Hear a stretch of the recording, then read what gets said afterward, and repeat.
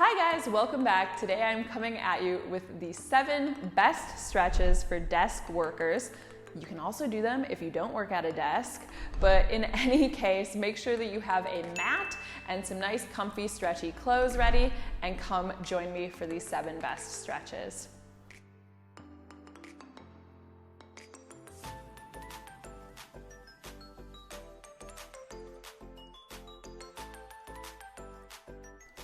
Okay, so I know that a lot of you guys might work at desk jobs, a lot of my clients do, and let me tell you that sitting at a desk for 8 hours a day, 5 days a week, if not more, does a real doozy on your body. So it can be hard on the shoulders and neck, right? Because we have the tendency of curling forward like that. It's also really hard on hips and lower back because you're in a constantly flexed state.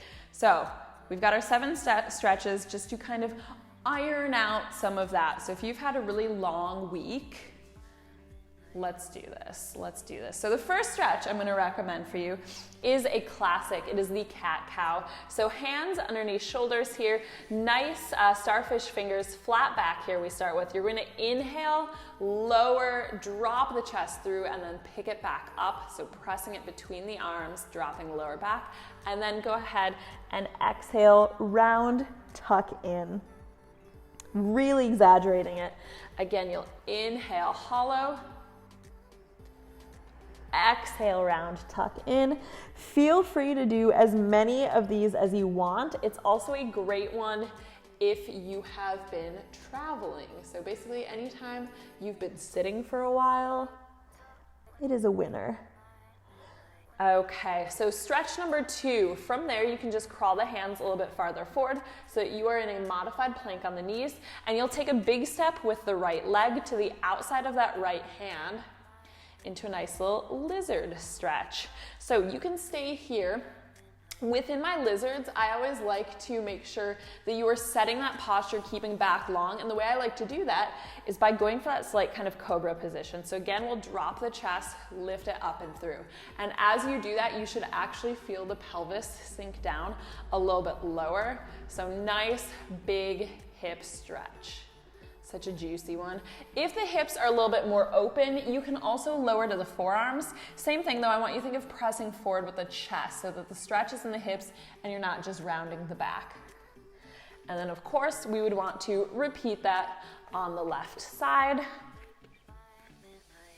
So big step there, lifting the chest through, pulling shoulders back, and then with that option to drop to the forearms again.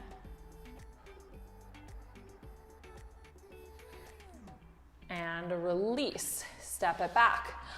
Stretch number 3, you're going to take the knees a little bit wider here, so about shoulder distance apart, butt will stay right over the knees, and you'll just start to crawl the hands forward. So keep crawling, shoulder distance apart, and then we'll just drop the chest down.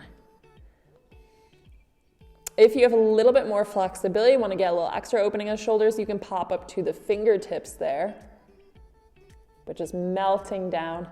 So nice little extended puppy pose. I think this one's great. If you want a version of this that you could do at work, you can also do it against a wall. So you would just fold forward at the waist. Imagine you're being frisked by the police.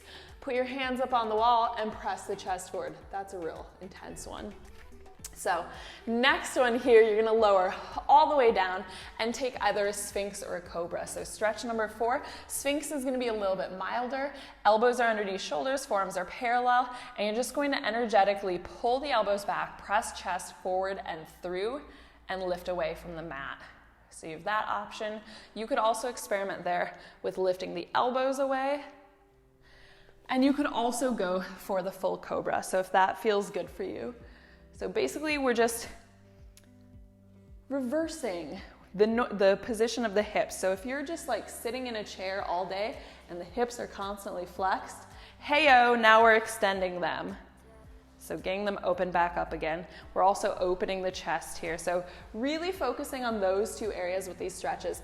Though the next one is a little bit different. So an area that we never ever give enough attention to, the wrists. If you're typing at a keyboard, right, again, the wrists are going to be constantly flexed, yes?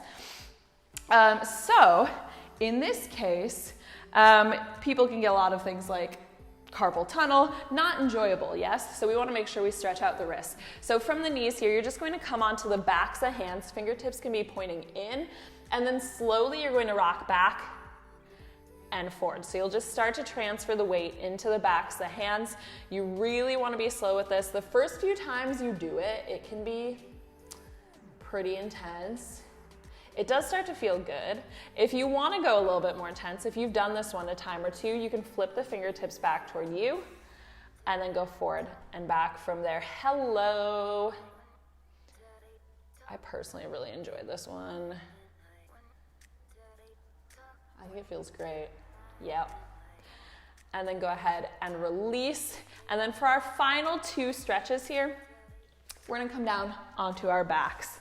So stretch number 6, a good old spinal twist. Can't beat it. So knees will come into a tabletop position here. I'm just going to move my microphone real quick because that's not doing me any favors. There we go. Knees into a tabletop position. You can just drop the knees over to one side. As you do that, keep opposite shoulder blade down, turn and look in that direction. So again, it's just about releasing the lower back. So a lot of pressure can get put on the lower back, especially if you have an unsupportive chair. I always recommend, if you can, it sounds really extra, but try to sit on like a big Pilates ball. I know that sounds super extra, but like, I mean, it's for your health and well-being. And I actually find them incredibly comfortable to sit on. Try it, you'll see. And bring it up. And then final one here, you're going to touch the feet down, take the feet out nice and wide, so to the edges of your mat, and let the knees drop in together, hands just by the side here. So this might not feel like a huge stretch to you, but it is a really amazing one for just expanding the lower back. So we're just opening that up again. Good one also if you have sciatica or ever, suffer from sciatic pain, because it's just opening, expanding that area. So the tighter it is, the more you're going to feel this stretch. I don't sit at a desk, to be honest. So for me, for this one, it's just kind of like, I like it. It feels relaxing, but it doesn't feel like an enormous stretch. If you're really tight through there, it might feel a bit more intense, but it's a really nice feeling one anyway. And then once you finish with that one, you can just hug the knees in, take a little rock up to a seated position there, and that's it. Those are your 7 stretches for desk workers. So hopefully those have helped. Of course, you can spend a lot more time in those. You should really relax into it, maybe put on some calming music, dim the lights, make like an art of it. Take some time for yourself at the end of the week.